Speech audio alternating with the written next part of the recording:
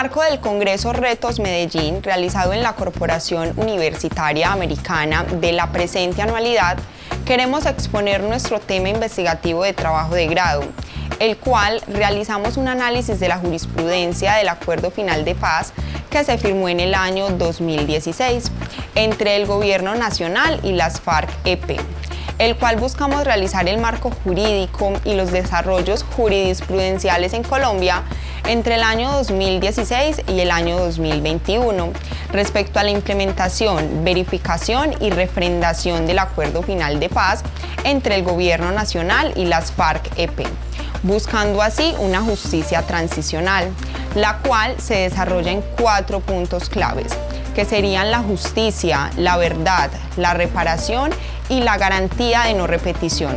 Los colombianos han recibido con entusiasmo y una buena dosis de incertidumbre el anuncio de un cese al fuego bilateral definitivo entre el gobierno y las FARC. La mayoría de los colombianos no han vivido un solo día de paz desde que nacieron y ahora, como nos dice Yesid Vaquero, esperan que de verdad este sea el final de la guerra. Para el desarrollo de una paz estable y duradera, dicha atención debe de estar centrada en reconocer los diferentes desarrollos normativos y jurisprudenciales desde la firma del Acuerdo de Paz en el año 2016. El trabajo de grado que desarrollamos John Ferledison, Kevin Guerrero y mi persona Lisette Agualimpia, estudiantes del programa de Derecho.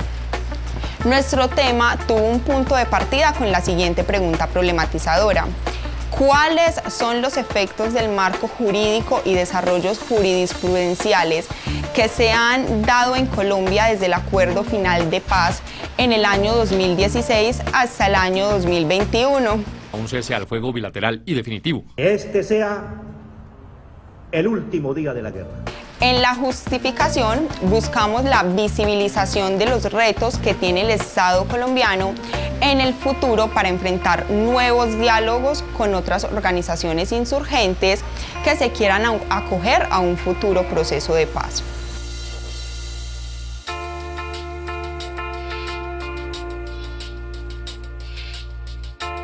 Específicamente, queremos rastrear normas, identificar conceptos y comparar las normativas. El enfoque de este proyecto investigativo es un enfoque descriptivo, partiendo de un problema para luego proceder a la descripción, teniendo una posición objetiva y analítica sobre el tema. Con un método no experimental, el cual no estipula una población o muestra específica, sino basándonos de fuentes primarias y secundarias. Las fuentes primarias corresponden a la Constitución y a la ley, y las secundarias corresponden a la doctrina y a la jurisprudencia. El primer proceso de paz comienza desde la presidencia de Belisario Betancur, con los acercamientos con grupos insurgentes, llevando a que la guerrilla del M-19 se movilizaran en 1989. El proceso de paz luego se reanudaría en la presidencia de Andrés Pastrana, donde el gobierno adelantó diálogos de paz con las FARC en San Vicente del Caguán durante la fallida zona de despeje. Ahora bien, en el año 2012, el entonces gobierno del presidente Juan Manuel Santos se da el inicio del proceso de paz con la FARC, el 26 de agosto de 2012 en Cuba. Ese día se cerraron varios meses de conversaciones privadas en el mismo sitio, luego de unos meses de intercambio de mensajes entre la FARC y el gobierno. Se han desarrollado conversaciones exploratorias con las FARC para buscar el fin del conflicto. Al primer encuentro acudieron por parte de la FARC, concretamente como cabeza de delegación, Mauricio Jaramillo y Rodrigo Granada. La delegación del gobierno, por su parte, estaba encabezada por el alto comisionado para la paz, Sergio Jaramillo y Fran Perro. En aquel entonces se discutió sobre entablar conversaciones y se aclaró que el propósito principal del diálogo era el fin del conflicto. Ambas partes estuvieron de acuerdo, aunque las posiciones eran totalmente alejadas. El gobierno puso sobre la mesa una propuesta de agenda ceñida solo al desarme y las garantías para el regreso a la vida civil de los guerrilleros, mientras la FARC llegaba con propuesta de una plataforma bolivariana y además de retomar lo que se había pactado en el Caguán con los diálogos que se llevaron a cabo entre el hoy expresidente Andrés Pastrana y la FARC, el cual tocaba diversos temas, entre ellos el modelo económico del país. La propuesta que traía la FARC fue rechazada por el gobierno, por lo cual se inició una nueva etapa de diseño de una nueva agenda que en 6 meses ya tenía 6 puntos y un preámbulo. Ya en el segundo encuentro se comenzó a discutir los contenidos y metodologías de las conversaciones, aunque en el tercer encuentro se presentó una crisis que acarrió que el gobierno y la FARC se levantaran de la mesa. La entrega de las armas fue el tema de discrepancia, punto que la FARC no admitía. Ya los comunicados estaban ultimándose para informar a Colombia que se había dado acercamientos de paz con la FARC, pero que estos habían fracasado antes de iniciar. En este entonces intervino Hugo Chávez, presidente de aquel entonces de Venezuela, los gobiernos de Cuba y Noruega.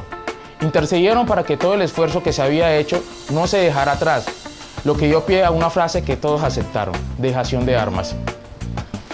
Finalmente, el 12 de agosto de 2012, se culminó el texto y las partes lo consultaron con sus grupos y delegaciones. Luego de ello, el borrador del documento se firmó el 26 de agosto de 2012 en La Habana, Cuba, con la presencia del canciller de Cuba. Luego el expresidente Juan Manuel Santos y alias Timochenko oficializaron el inicio del proceso de paz en los medios de comunicación. El 18 de octubre del 2012 se inició el ciclo de conversaciones en La Habana en torno a una agenda proclamada que buscaba la terminación del conflicto y cuyos temas principales se dividieron en 6 puntos, cada uno con distintos ejes temáticos, los cuales fueron: 1. Política de desarrollo agrario integral. 2. Participación en política. 3. Fines del conflicto. 4. Solución al problema de las drogas ilícitas. 5. Víctimas. 6. Implementación y verificación y refrendación.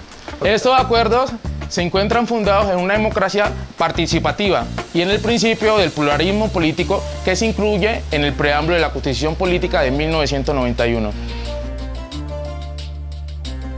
Desde que se refrendó por parte del Poder Legislativo colombiano en noviembre de 2016 el Acuerdo Final para la Paz, hasta la actualidad se han dictado o expedido en Colombia 43 normas que buscan regular y reglamentar el proceso de implementación, verificación y refrendación del proceso de paz. Dicho marco regulatorio ha tenido como propósito precisamente materializar los diversos acuerdos logrados en La Habana, Cuba, entre el Estado colombiano y la FARC-EP. Marco normativo que ha sido impulsado por los gobiernos de los presidentes Juan Manuel Santos y Iván Duque, y evidencia los alcances de voluntad del gobierno nacional para que la paz lograda sea estable y duradera. Gran parte de las normas dictadas para promover la implementación, verificación y refrendación del proceso de paz en Colombia han estado sometidas al control de constitucionalidad por parte de la Corte Constitucional. En su mayoría han resultado acorde a la Constitución y por ende se ha declarado su constitucionalidad. De igual manera, otras normas han pasado a control por parte del Consejo de Estado, órgano que emitió sus conceptos respectivos. La implementación, verificación y refrendación del proceso de paz en Colombia se ha logrado materializar a través de la expedición de 2 actos legislativos, 2 leyes, 5 acuerdos y 34 decretos. En total fueron 43 normas, de las cuales 15 tuvieron control de constitucionalidad por parte de la Corte Constitucional. Se presentó una sentencia de tutela ante dicha Corte y se dieron 2 fallos por parte del Consejo de Estado.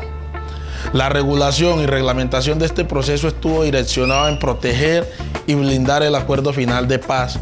Esto es garantizar que se tratara de una paz estable y duradera. El blindaje del acuerdo y su implementación es tal que ni siquiera admite modificación constitucional, menos por vía de referendo, por lo que todos los gobiernos tienen la obligación en el presente y hacia el futuro de garantizar el cumplimiento del acuerdo, pues se trata de compromisos con fuerza constitucional, articulados a una cadena dinámica de elementos que giran de manera armónica y que buscan mantener el cumplimiento de los acuerdos en el tiempo. Por otra parte, de acuerdo con la jurisprudencia, se observan los efectos del Decreto 121 de 2017, que modificó el procedimiento de control de constitucionalidad de la legislación y regulación relacionada con la implementación del proceso de paz ante la Corte Constitucional colombiana.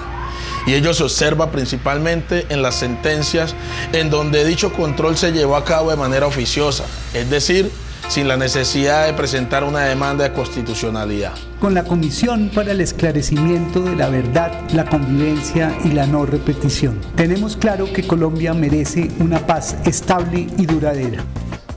Lo cual es una novedad en el derecho colombiano, mecanismo con el que se blindan las leyes y decretos dictados por la implementación, verificación y refrendación del proceso de paz en Colombia, pero que también puede interpretarse como un mecanismo que impone límites a la ciudadanía para que éste inicie procesos de revisión de constitucionalidad ante la Corte Constitucional.